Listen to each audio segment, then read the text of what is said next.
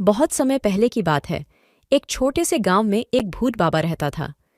गांव वाले उससे डरते थे क्योंकि उन्हें लगता था कि भूत बाबा रात को उनके सपनों में आकर डरावनी कहानियां सुनाता है। लेकिन एक दिन गांव के एक छोटे से बच्चे ने निर्णय किया कि वह भूत बाबा से मिलना चाहता है और उससे कहानी सुनवानी चाहता है। बच्चा अपने दोस्तों को भी साथ लेकर रात के समय भूत बाबा के पास गया। भूत बाबा ने उन्हें देखते ही मुस्कुरा दिया और कहा, तुम लोग बच्चे क्यों डरते हो? मैं एक दिन भी तुम्हें कोई चोट नहीं पहुंचा सकता।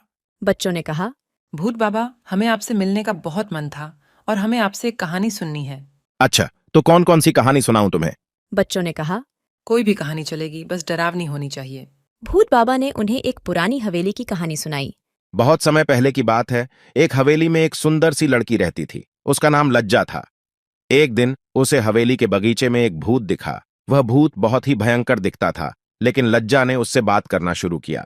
तुम कौन हो? लज्जा ने पूछा। मैं एक समय में एक युवक था जो इस हवेली में रहता था।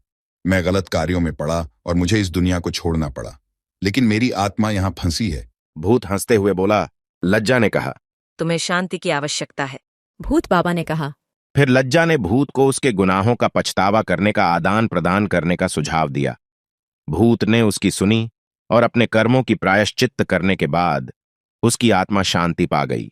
इस कहानी से हमें यह सीखने को मिलता है कि हमें अपने कर्मों का पछतावा करना चाहिए और दूसरों को भी उनके गुनाहों से मुक्ति प्राप्त करने का मौका देना चाहिए। इसके बाद भूत बाबा ने उन बच्चों को और भी कई रोमांटिक और मजेदार कहानियां सुनाई और वे सभी बच्चे खुशी खुशी उनके पास लौटे। उन्होंने यह सिखाया कि भूतों की भी एक अच्छी और दिलचस्प कहानियां होती हैं जो हमें कुछ सीखने के लिए मिल सकती हैं।